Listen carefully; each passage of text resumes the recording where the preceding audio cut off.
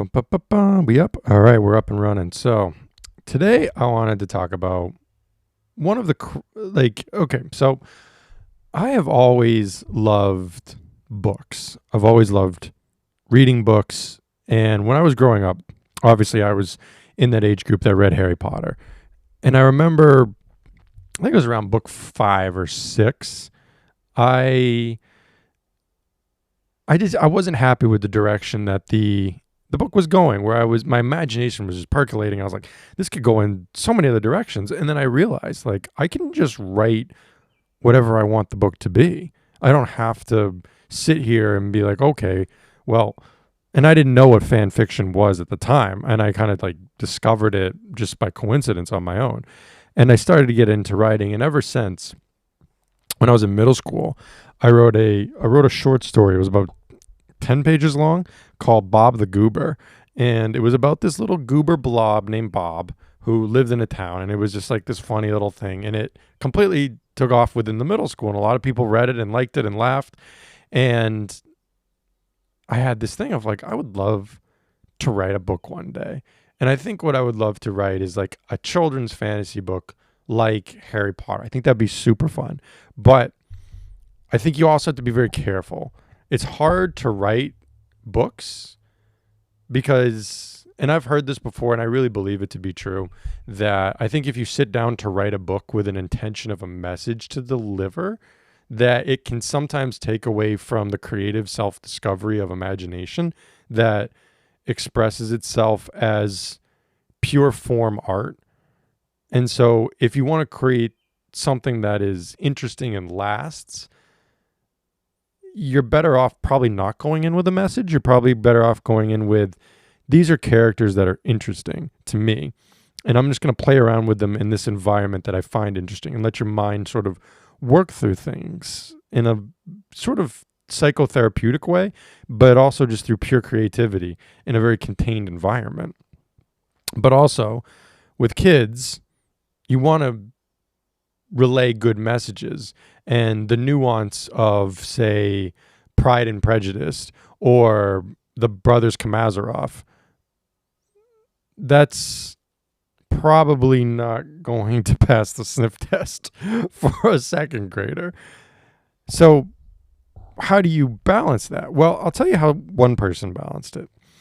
There was this lady named Elizabeth Saxony Holding, who was born in the late 1800s. And in 1947, she writes a book called Miss Kelly, which is a children's fantasy novel. Now, Elizabeth Holding is best known for her suspense fiction crime solve-it dramas that she wrote tons of them. So she writes Miss Kelly, and it's like a middle grade book where you have Miss Kelly, who is a tiger-striped cat who lives with the Clinton family and their cook, Janet, right? Miss Kelly possesses an extraordinary ability to understand and speak the human language, and she keeps it a secret until this dramatic event compels her to reveal it at the very end, when a tiger escapes from a visiting circus and invades the Clinton home and starts like threatening the children. Miss Kelly intervenes, and she starts like communicating with the tiger and convinces him leave peacefully and safeguards the human family, right? And this act of bravery gets Miss Kelly on sort of like a broader mission to become an advocate for animal welfare and use her abilities to speak animal and speak human English to sort of bridge that gap. And as she's doing this, she sort of navigates her dual identity as, you know, I am a tiger striped cat who can speak who's an animal, but I can also talk to humans. And it's about her discovering her true promise as a tiger and assisting animals while trying to maintain human relationships, as you can understand. And it's, even though it's only like a kid's book, at the time, and I believe since, it has been praised as having appealed to both young and adult readers, which is really the hallmark of good children's novels and good children's entertainment in general. One of the things that J.K. Rowling has always said was that she knew the book was going to be big when people started coming to her that were parents and saying, like, I read this to my kid before bed, and then after they went to bed, I went out to the hall and finished like the chapter. Like, they continued to read. And I know, just watching stuff back, like, you watch the Disney cartoons, and I could talk about the Disney cartoons for 4 hours and not take a breath. But when you look at those, the movies like The Lion King or Mulan or Beauty and the Beast, Cinderella, Snow White, kids can watch them and enjoy them and have a great time with them. But adults can also watch them and enjoy them. And a lot of these adult themes are presented so creatively and interestingly that the kids just don't pick up on them. And you almost have to have like the maturity and intellect to pick up on them that sort of safeguards from someone too young picking up on them 99% of the time. And that to me is like what I would want to do. But here's the problem. And here's the interesting part. And is it a problem? It's more of a case study, right? So Holding writes this book. Elizabeth Holding writes this book, Miss Kelly. And a critic at the time, Anthony Boucher, says it's one of those two rare juvenile fantasies with delightful appeal to the adult connoisseur, right? There is a girl who reads this book named Margaret Howe Lovett. Now, Margaret Howe was born in 1942, so she's about 5 years old when this book comes out. And she is... How do you describe Margaret Howe Lovett? So she reads this book, right? She reads this book called Miss Kelly, and she's inspired. She's inspired by the book. How cool would it be if we could talk to animals, or if animals could communicate with us, right? So she's inspired by this book, and she gets into research on teaching animals how to speak the human language, right? So she's in her early 20s. She's living in the Caribbean island of St. Thomas. And there's this research lab for dolphins there run by a guy named John Cunningham Lilly, who passed away like right after 9/11 or around 9/11, like very soon after, right? And he did a lot of like high altitude research during World War II, and then trained as like a psychoanalyst, and really gained like fame during the 50s after he developed the isolation tank, which is like a separate, those sensory deprivation tanks that you go to, that you see like a lot of health influencers going to, and they're super cool. I went to one time where like the water is the same temperature as your skin, and you have the salts in there, so you're floating, and then there's no sound, there's no light, just complete sensory deprivation. So this guy is the one who developed these. He saw the tanks as like a means to explore the nature of human consciousness, and then he later combined that work. Well, you'll see. It was essentially, he used it as a means to communicate with dolphins. Okay.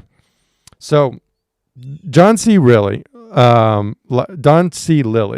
he, at the time that he meets Margaret, is a neuroscientist at the California Institute of Technology, right?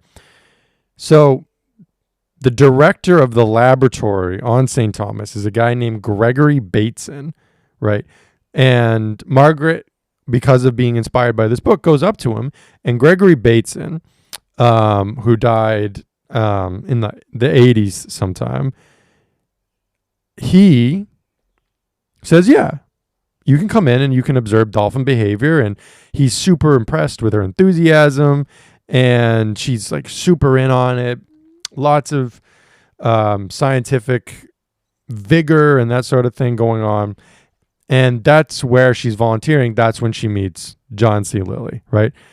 And John C. Lilly at the time is building a research laboratory with funding from NASA and the United States Navy with their goal of speaking to extraterrestrial life forms. So that's their goal at the time, okay?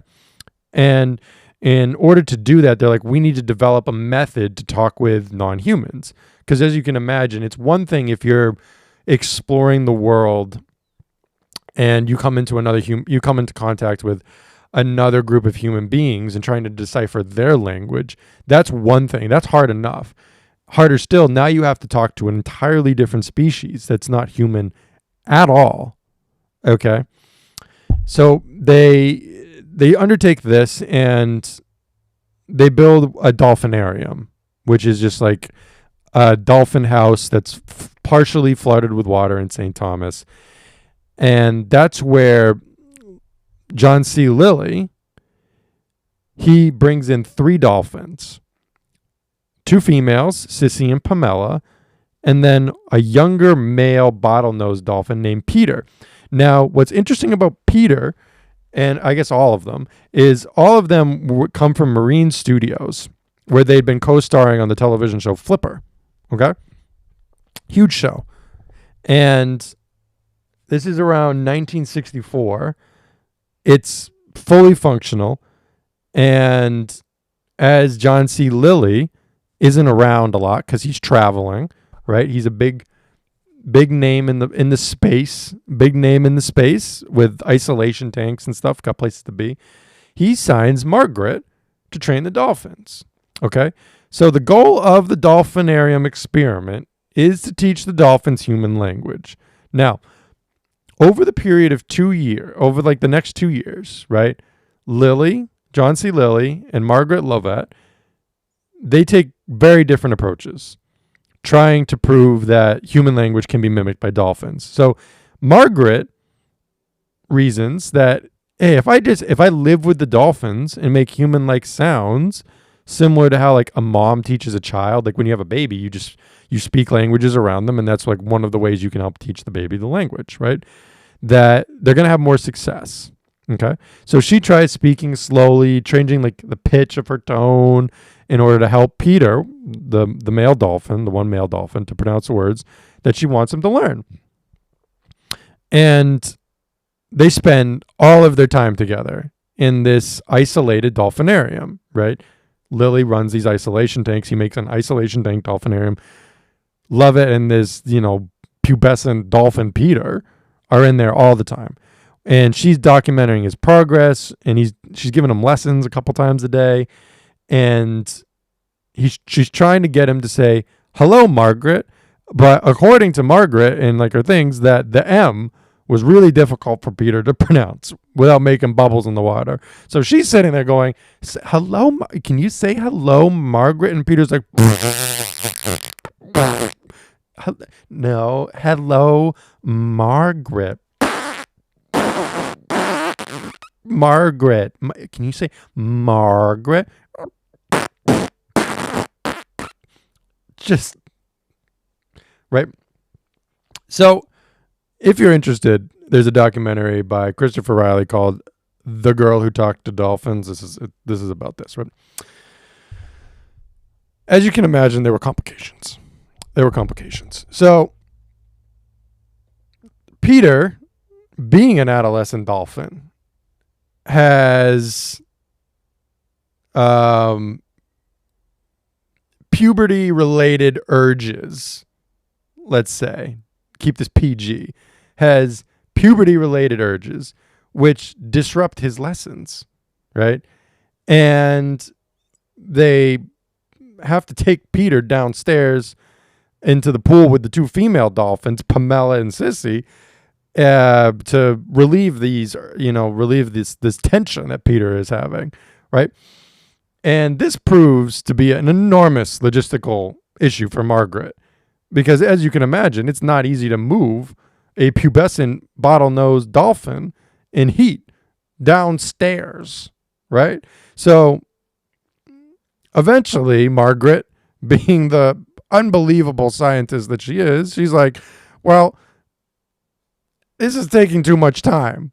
So I'm gonna help Peter out myself, right?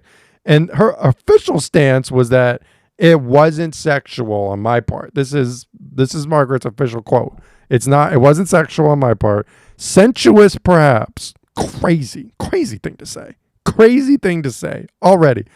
Should have, first of all, I should have never done it.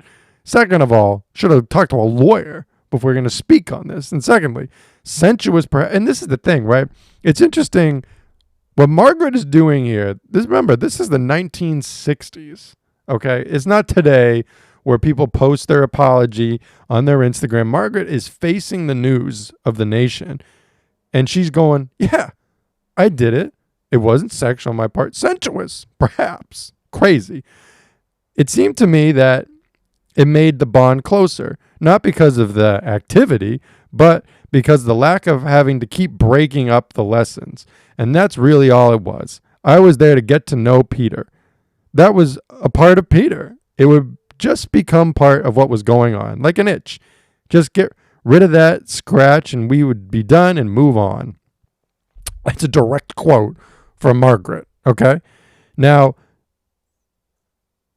there's an article that comes out in Hustler that, as you can imagine, reflects badly on the research because NASA and the Navy are funding this, remember, right? NASA and the Navy are funding this. Everything that's happened so far has been funded by NASA and the Navy. So other problems start to arise, and you're thinking, how could this get worse? How could this get worse? I'll tell you how it could get worse. In addition to Margaret's animal communication research stuff that she's been going on, isolation tank guy John C. Lilly has been funded to research the effects of LSD, okay? And Lilly has been testing, while he's been away, the effects of the drug on subject dolphins with no results whatsoever. No results, getting nowhere. Okay, so since neither of his communication experiments nor his LSD research were proving fruitful, his Dolphinarium eventually loses all funding, right? It gets out, and they're like, yeah, like, you're getting zero results. The only one getting anything out of this is Peter. He's still blowing bubbles in the water. He can't say the letter M.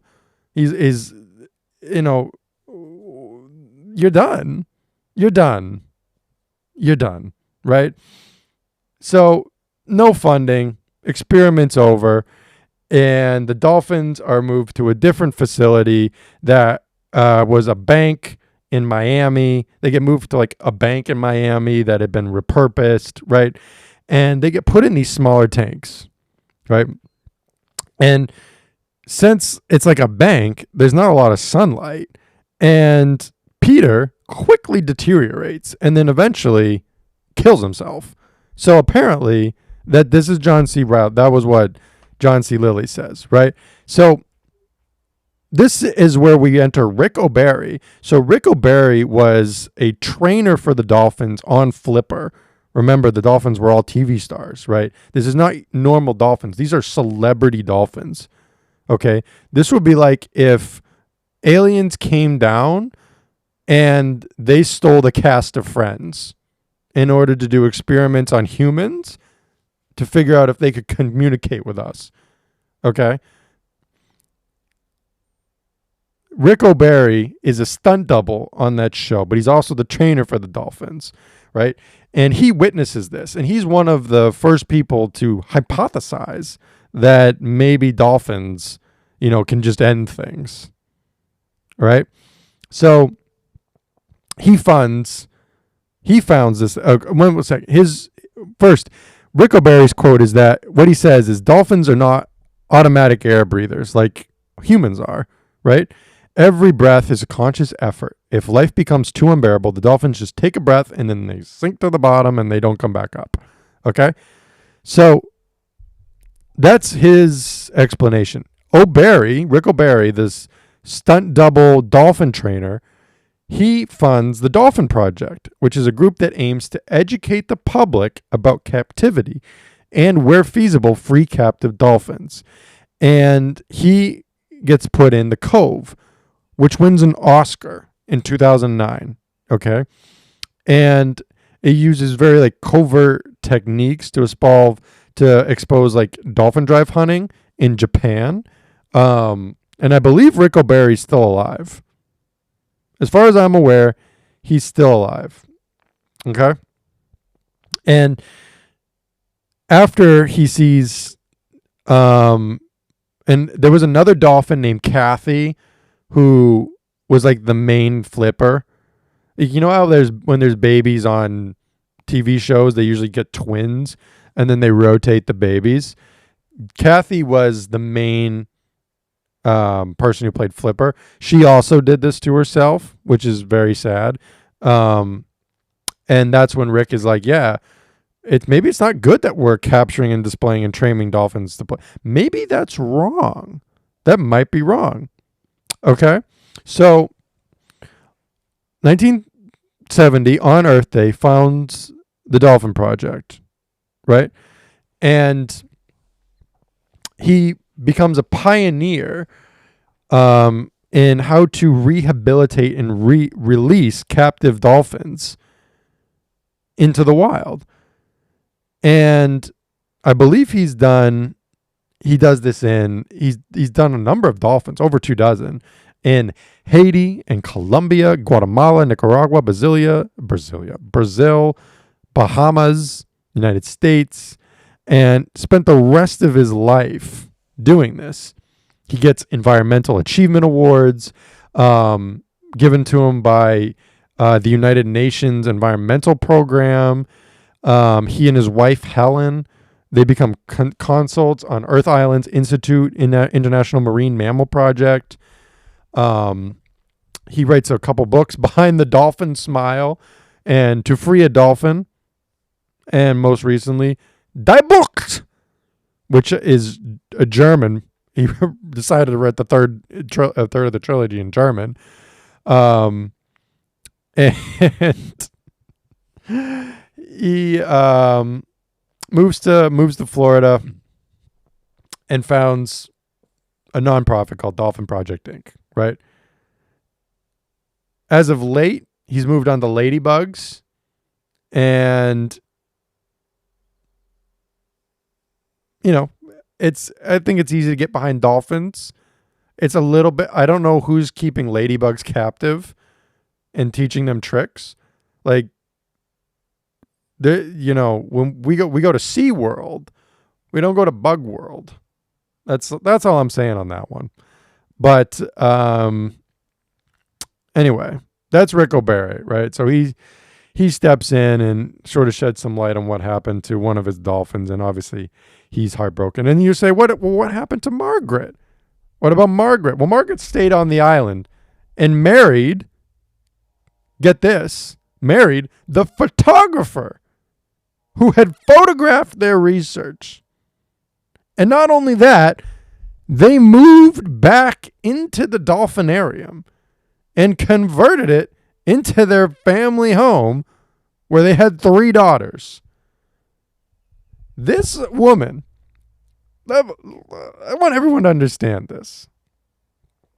This woman read the book Miss Kelly, read that children's book, and then moved into research on dolphins to try to teach them to speak English, to help NASA and the Navy potentially develop methods to communicate with extraterrestrials, where, as it stands, we don't have, at this point, we don't have a definitive method, but we can tell you 2 things that don't work out: LSD and having sexual relations with them. Those are off the table, immediately off the table, because it's not going to help teach them English. So we eliminated that, I guess. That's the goodness of her work.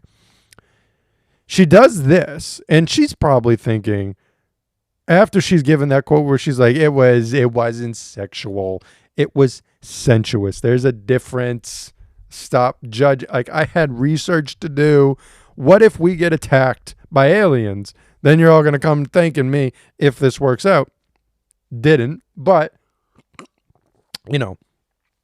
who's to know? you got to try things, I guess. But I could have probably told you that wasn't going to work. What year did the movie E.T. come out? Movie E.T. came out in 1982. Okay, so nowhere near this. Thank God. So she does this, and she's probably walking away going, oh my gosh. Just given the conference, nobody understands. It was like an itch. It was like an itch. We had to do it. Peter was getting distracted. It was cutting into his English classes. It was becoming a problem.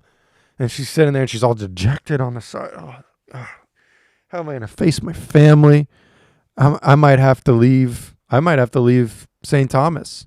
I might have to leave the Caribbean. And then this guy just comes up to her and sits down and puts his hand on his shoulder. And she's like, hey, I think we're done. I think we're done working with each other. And he goes, I know what you mean. And she goes, you do? And he goes, yeah, I do. It wasn't sexual. It was sensuous. We had research to do. And they look deep into each other's eyes. And they make out. And they fall deeply in love. And everyone's like, you should leave the island. And they're like, we're never leaving the island.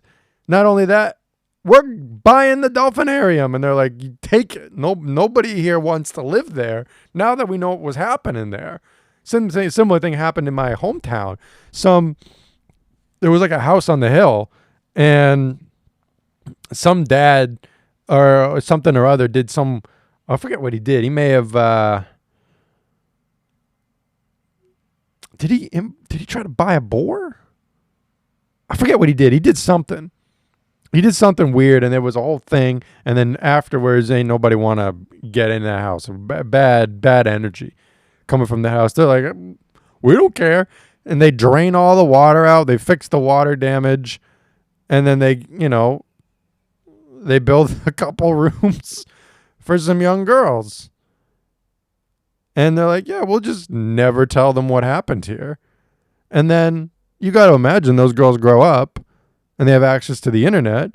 And they're like, Mom, you have a Wikipedia page? And she's like, I do? And they start reading. And they're like, Mom, I thought you met Dad through friends. You said you guys met through mutual friends at the drive-in.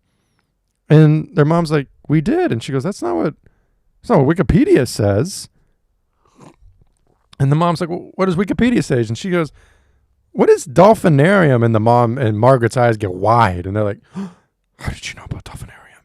And then they have that very uncomfortable conversation. This isn't even the birds and the bees. This is the dolphins and the ETs. It's the next level of that conversation. And as they're sitting there just in shock and disgust, one of the daughters asks the question that's on everybody's mind is, it wasn't in my room, was it? And these are all things we have to take into consideration before we write children's novels. Okay? Because you may have thought, Elizabeth Holding, that you were writing a fun little book about a tiger, striped cat tiger or whatever that could talk to people and became this Dr. Doolittle reverse Shaggy Dog ambassador between the animal kingdom and the Homo erectals. But you were wrong. You inspired one of the most insane things I've ever read. And I've read some crazy things. But it is a beautiful story of love. And it's something to think about for all of you out there who are single and who have not yet met your husband, is you're on Hinge swiping all day long. And you're going, I don't know. He's 5'11". This guy took photos of her having inappropriate relations with dolphins. I'm going to let the silence sit for a moment. Guys, you're looking at her going, ugh. I mean, she's got a nose ring. I don't like that. He took photos of her having inappropriate relations. And it's not lost on me that Miss Kelly lived with the Clintons when I say this.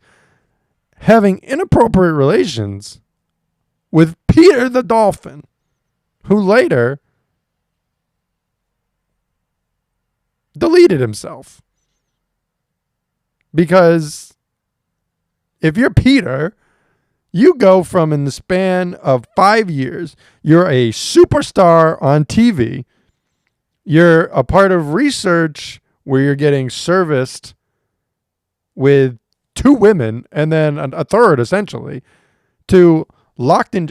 Honestly, Peter might be the P Diddy of his time. Maybe that's what the P in Diddy stands for, Peter Diddy. That might be what it stands for, because they've had eerily similar character arcs now that it's dawning on me. And I don't know who did, I know who did worse things. Peter Diddy did a lot worse things than Peter Dolphin. But PD is not a good, if you see the initials PD, run away. Because whether it's Peter Diddy or Peter Dolphin, you don't want nothing to do with that. You want nothing to do with that. Oh my goodness gracious. It's a weird world out there. I don't even know, like, how do you even avoid this in the dating market? The last thing you want is to get involved in a PD. We need to call the PD, the NYPD, on both PDs. Boy, the P Diddy trial's wild. I haven't read, these are like, you know, when you read old history books of things people did back in the day, and you're like, oh my gosh, what were people doing? This is crazy. You read about, like, you know, how the stuff they didn't include in 300 that the Spartans were doing, and like what it was like to be a 10-year-old Spartan male and that sort of things. Like, trying to kill a tiger might be the least of your concerns. The least. Wait till you get back to the tents. Wait till you get back to camp. Not going to be good. You might want to stay out there with that tiger. Hope it eats you. And, you know, the things that all of these people have done throughout history. P. Diddy's doing that now. He's living like a Spartan, a modern day Spartan. It's insane. And just like the descriptions are horrifying. This is one of the worst things I've ever read in my life.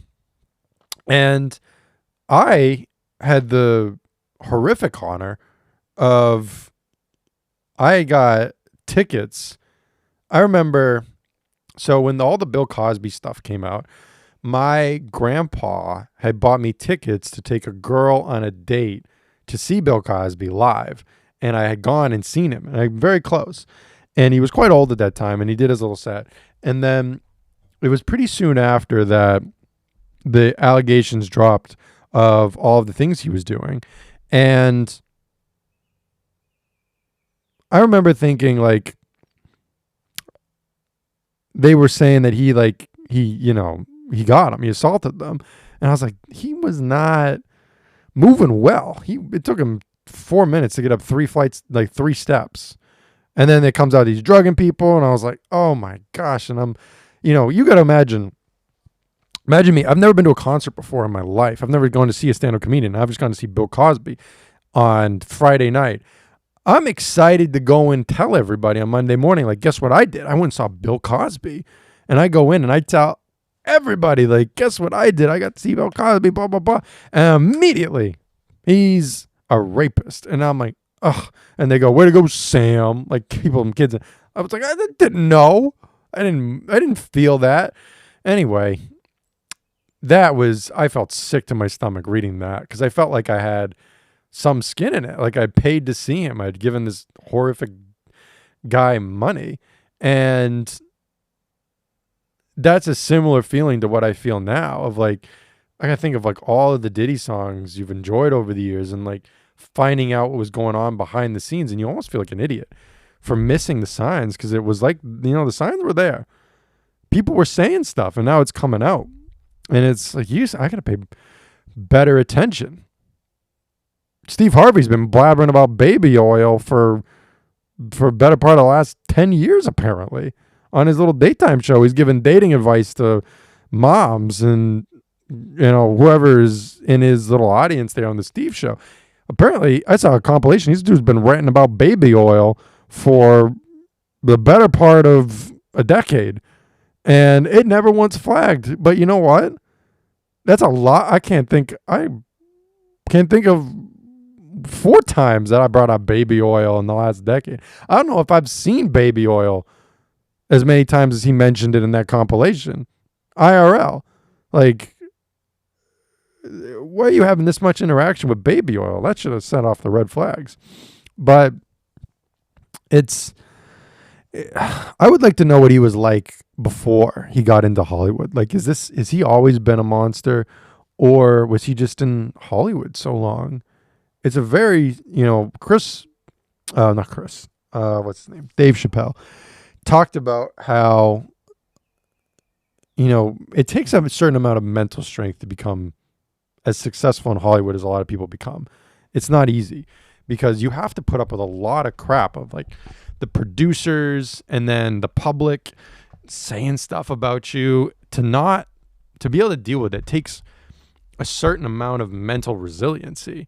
And then you see people just have breakdowns that we often will go and say, oh, well, they're, mentally unwell. Like Britney Spears is a great example of this. We go and look at Britney and go, she's crazy. She's crazy. She's sick in the head. Well, maybe her environment's sick. Maybe the environment she's in is sick. Like, why is it that so many of these people end up having problems? What's going on behind the scenes?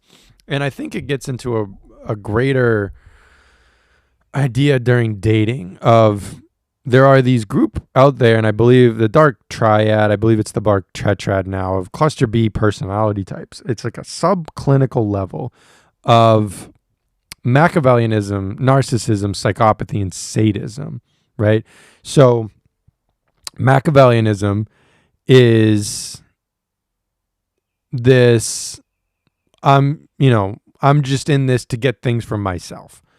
Someone who pretends to care about you or something else purely because they want to get power or influence or something like that. They're, emotionally detached. They're very calculative. They're very manipulative. Then you have narcissism, which is sort of, I think the best way to think about it is like unearned. They want status that they haven't earned yet. Social status, right? They feel that they deserve things that they don't deserve, right? They have this need for admiration. There's a sense of entitlement, and narcissism get thrown around a lot of time. Like people, if someone like talks about themselves too much, people just say like, oh, they're a narcissist. But there's a difference between someone who's just kind of full of themselves and like a clinical narcissist, right? Now with Dark Tetrad, we're talking subclinical levels. So they're not a full narcissist, but they're on the spectrum for sure. And then you have the psychopath who just doesn't feel bad about hurting you whatsoever. No guilt, impulsive, not really feeling much in the realm of emotions, okay? And then you add in more recently sadism, okay, where not only do you not feel bad hurting people, but you actually kind of like it. You kind of enjoy seeing people suffer. And if you put these 4 things together, you get the worst people who have ever lived. The worst people who have ever lived. Think your Adolf Hitlers of the world, right? These are Dark Tetrad characters, right? And you sort of see this a little bit in Disney movies, of all places. Gaston is a good example of this. And in the dating scene, what's very dangerous about these people is that it's not entirely obvious that you're talking to them. So there's cluster A, cluster B, and cluster C personality type disorders. Okay? So cluster B is essentially what I've just mentioned to you. I want to make sure I get all of these right. So I'm just doing some Googling behind here to make sure I get everything correctly in here. So In cluster B, you have, just like I said, like these are personality disorders, borderline personality disorders, antisocial personality disorders, histrionics, narcissists, these sort of things, right? Cluster A is like your paranoids and your schizoids and your schizotypals. And then you have cluster C, which is like avoidant personality disorder, dependent, obsessive compulsive, anxiety, that sort of thing, right? What's interesting is if you meet someone in cluster A or cluster B that's, paranoid or schizophrenic or is obsessive compulsive personality, it's pretty obvious within like 30 minutes of talking to them that they suffer from these things. It's pretty obvious. But it's not immediately obvious that you're talking to someone in cluster B. And it's not immediately obvious that you're talking to somebody who is a Dark Tetrad character. They hide it very well. That's sort of their thing, is like if you're a psychopath narcissist, you can't stick around places too long after you get discovered because nobody's going to want you around. So you have to sort of keep a low profile. And eventually they always get caught. Whether it's too late or whether it's in time is a different question. But they get caught. And in the past, they've just moved, they moved to a different town where people don't know them and they start again, right? The thing about the internet and the thing about online dating is it's, I know people's names are on it, but it's anonymous, right? A Dark Tetrad narcissist type can essentially set up a social media profile. That's them, but it isn't them because it doesn't say where they live. And they can post pictures that are staged and edited to make it look like their life is something that is not. And they can do all sorts of things to get followers. And we know that just by looking at reality TV, we generally sort of pay attention to the weirdest among us and the most peculiar. And, if you look at like a lot of these pranksters and these Logan Paul and Jake Paul types, I'm not saying they're psychopaths at all, but to say that they have subclinical levels of narcissism and psychopathy is not a stretch, right? Some of the things they do and some of the things they say and how they interact is borderline in many situations. And those are the types that you see across the board in a lot of these influencers, and they gain a lot of social standing. And within the dating realm, I'm mostly talking about guys right now because, female narcissism and male narcissism express themselves differently. But if you have a male narcissist who is also psychopathic, and Machiavellian, and sadistic, he is going to do whatever it takes to get what he wants. And he thinks he deserves what he wants because he's a narcissist. And he doesn't care about hurting you or anybody. In fact, he kind of enjoys that whole pursuit. And you got to think, well, what would be the ideal medium for that person? Maybe Tinder? Maybe a app where he can just look through large masses of women and set up a profile that is completely fake and lies about all of these different things because he's only interested in a one-night stand, and that's all he's really, and he's going to string you along, and you're like, he doesn't care, and he's not emotionally available because he doesn't have emotions in the same way. He doesn't have depth to him. It's a perfect setup for these people to predate on vulnerable populations. And the vulnerable population is the younger women in that instance. And they, if they're gay, they prey on younger men, but it's a different dynamic, right? If we see in Beauty and the Beast, we see Gaston. And what's the thing in the very beginning? Every girl in the village loves Gaston. They can't get, gosh, it disturbs me to see you, Gaston, looking so down in the dumps. Like, everybody loves Gaston. They sing a song about how awesome he is. Every girl in the village loves him, except one, Belle. She's the only one who doesn't. But she does fall in love with the Beast. And what's interesting about that dynamic, and what's interesting about the real life dating dynamic, and one of the core messages of that film, whether it was conscious or subconscious, conscious or a subconscious thing, sort of like we talked about in the beginning with that expressing a message, but also just that natural discovery of creativity, of truth in art, that the Beast and Gaston on the surface are very similar. They're capable of violence. Remember, Gaston got back from the war, and they have very rough exterior, and they're not, they're very animalistic. Obviously, the Beast, right? The difference is as Belle is able to identify that the Beast can tame the Beast. And if he's able to tame the Beast, then he can be a prince. He can be the person he's supposed to be, but he has to get control of his inner beast first, right? Gaston embraces the inner beast, and it is part of him.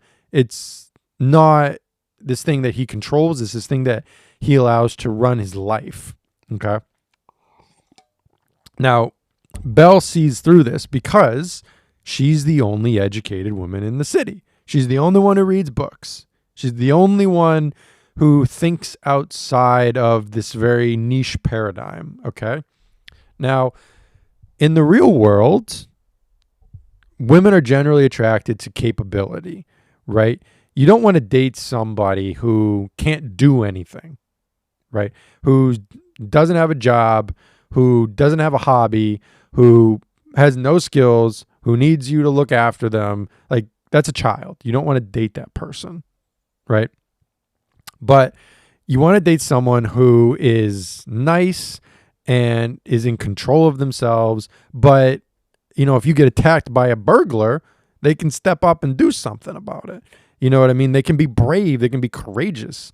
If you see in a lot of like women ingest a lot of like romantic novels, and if you look at the main characters of those, it's surgeon, werewolf, soldier / knight, very common, pirate, vampire. Like, there's danger, there's edge, there's life and death, there's bravery and tidge of violence to all of these things, right? But it's controlled, and it's never ever aggressed towards the woman. It's always aggressed towards the correct things, of course, evil, right? They use the beast to protect good things from bad things, right? And in the real world, obviously, women are going to look for that. Not all women, but in mass, they're going to look for that in some sense. They're going to look for it. Maybe it's money. They have a lot of money, and that's what provides protection and buffers against bad things. Maybe they have intelligence. They have wit. They have something, physical capabilities, probably ideally some combination of all those things, right? Cowboys are obviously in there. Millionaires or billionaires. 50 Shades of Grey, he's a billionaire, right? So the Dark Tetrad characters know this, and that's what they're mimicking, right? That's what they're trying to project, but it's all fake. They're the predator. They're the wolf who ate grandma and is lying in her bed. They're the wolf in sheep's clothing. They're there to predate. And now they have a dating environment with dating apps that is almost tailor-made for them to do that, because the moment they don't have to give you their number, they can meet up, they can have their way, and then afterwards they can ghost you and they can move on to the next, and they can just keep going, and they can do it over and over and over again. And then you get things like the Tinder swindler and all of these things out there. And it's, how do you protect yourself against them? Well, Belle protected herself by being educated, right? Educate yourself on these things, right?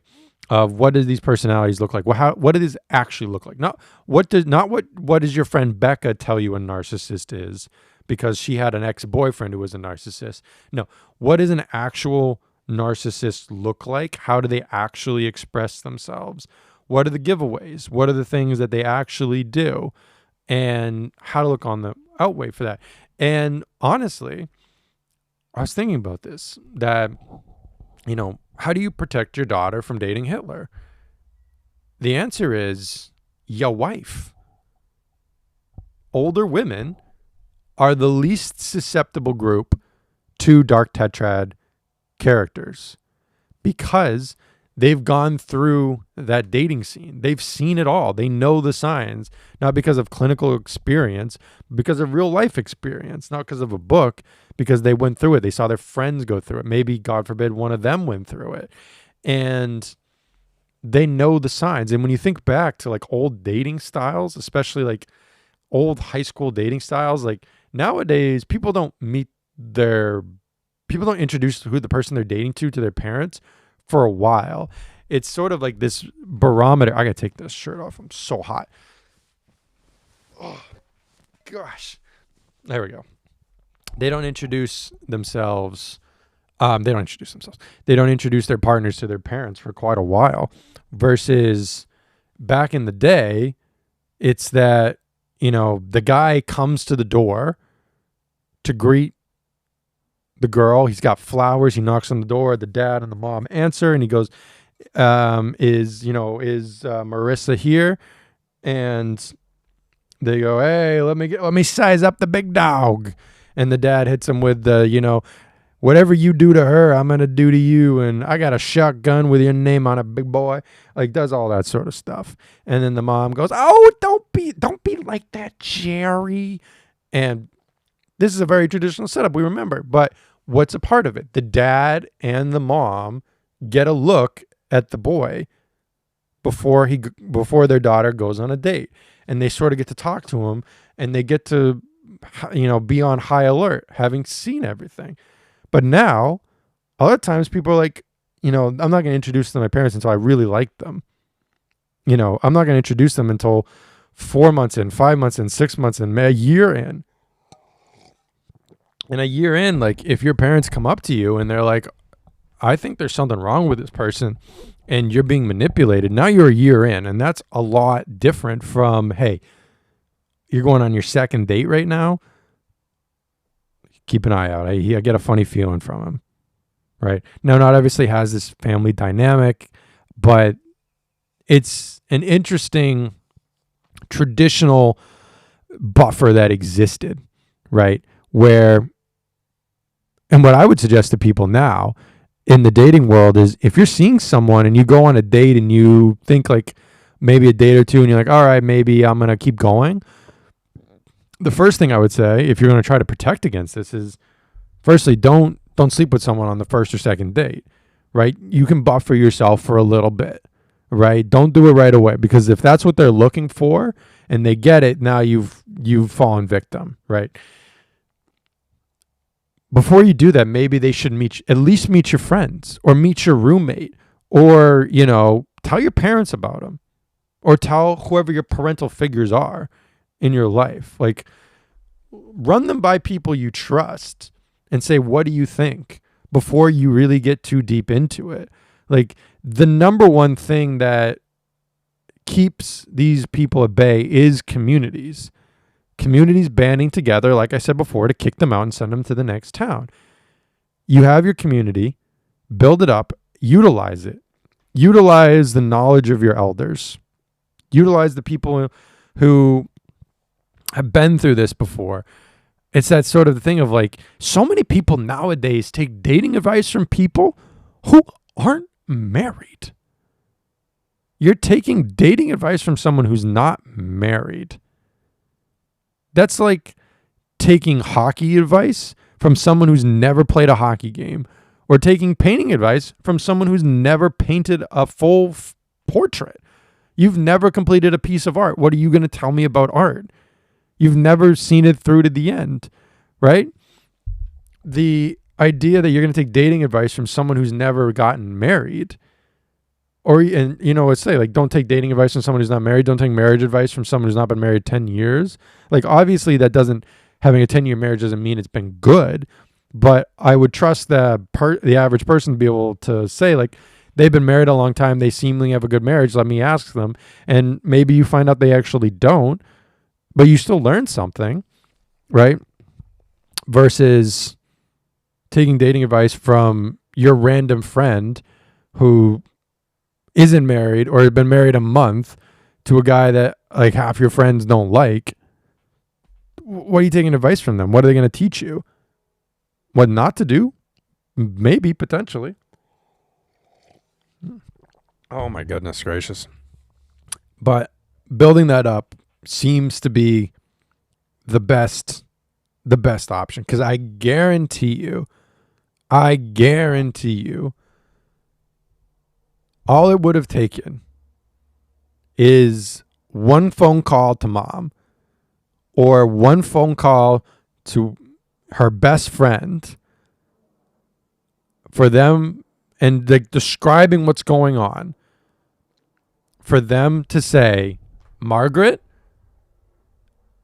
leave those dolphins alone. And that's all I have for today. I was going to have I'm still working on getting a guest on. I was going to have a really cool guest, Dr. Christine Jones. Unfortunately, she's not going to be able to come on because she has to take care of her mom. But we're going to get someone cool on soon, and that'll be it. All right. Goodbye, everybody.